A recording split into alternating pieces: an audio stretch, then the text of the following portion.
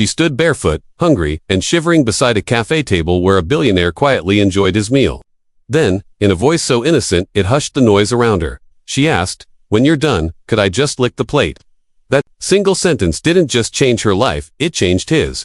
Stay with us to see how a billionaire's world turned upside down from one unexpected encounter. And don't forget to like this video and subscribe to Kindness Stories, where every tale reminds us that true wealth is compassion. It was one of those golden afternoons in Manhattan busy streets, busy lives, and yet, she had nowhere to go. 16-year-old Leah sat on the curb along Hudson Avenue, hugging her knees. Her sweater had long lost its warmth. Her jeans were torn not by fashion, but by time.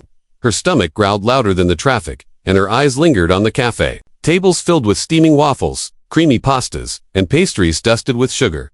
Inside Café, the kind of place where a coffee cost more than most meals. SAT, Blake Harrison, the billionaire tech mogul, fresh off the cover of Forbes. The room buzzed with whispers about him, yet he hardly noticed. As usual, he was alone. Reports at his side, bodyguards nearby, food delivered. Grilled salmon with truffle glaze, potatoes roasted to perfection, dessert plated like art. But Blake wasn't really eating. His mind wandered, until his eyes caught hers. Through the glass, he saw Leah not looking at him, but at his plate. Staff tried to wave her away, but Blake raised a hand. "Let her in," he said. Moments later, she stood before his table, lips trembling, eyes wide, and then the words slipped out. "Can I just lick the plate after you're done?" The cafe froze. Waiters paused. Even nearby diners leaned in. But Blake didn't laugh. He didn't dismiss her. Instead, he set his fork down, slid the plate toward her, and asked gently, "Would you like your own plate?" Leah blinked. She thought she misheard him. I don't have money." "You don't need it," Blake replied. Minutes later, a second dish arrived identical to his. She hesitated, then sat. She didn't eat like a thief. She ate like a child, rediscovering joy slow, careful, savoring every bite. Blake watched, captivated in a way no meeting, no headline, no billion-dollar deal had ever managed. Between bites, she shared her story. A grandmother who raised her, a fire that destroyed everything, hospital bills that swallowed what little they had, a lonely stretch of couch surfing until even couches disappeared. The streets became her home. Blake listened. For once, his phone buzzed and he ignored it. "Do you go to school?" he asked. She shook her head. "Would you like to?" She nodded. By dessert, molten lava cake with raspberry sauce, Leah had smiled 3 times. Blake just once. But it was the first real smile he'd felt in years. "You're different," she said. "So are you," he replied. And then, surprising even himself, Blake picked up his phone. "I want a lawyer, a social worker, whatever it takes. Get her safe, enroll her in school, protect her future." "Sir, are you adopting her?" his assistant asked. Blake glanced at Leah, already asleep at the table, arms curled around her empty plate. He smiled softly.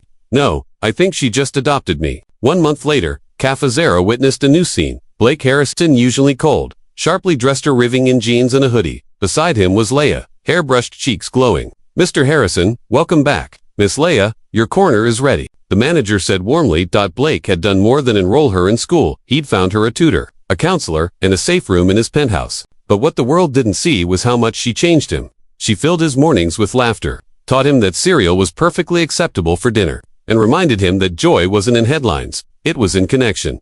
One night, from the balcony, Leah teased, "You're lonely, aren't you?" Blake raised an eyebrow. "Says the girl who wanted to lick plates a month ago." She giggled. "You were doing the same thing. Just emotionally, starving for connection." For the first time in years, Blake laughed from his heart.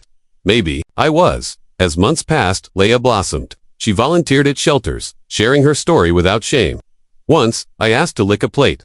Instead, someone gave me a seat at the table." Then came a school essay contest. Describe the person who changed your life. Leah brought it home, asking, "What should I write?" Blake handed it back with a quiet smile. "Write about yourself. Because you changed mine." Leah won. During her speech, she ended with words that melted every heart in the room. "I once asked to lick a billionaire's plate, but instead, he gave me a life worth tasting.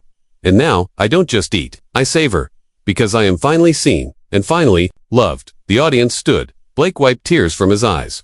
"No merger, no software, no headline ever felt like this," he whispered. That night, they returned to Café. The usual, "Miss Leah?" the waiter asked. She smiled, squeezing Blake's hand. "Not tonight. He'll have what I'm having." From that day on, the billionaire followed her order for life. She once asked for scraps. He gave her food, but she gave him something far greater: family.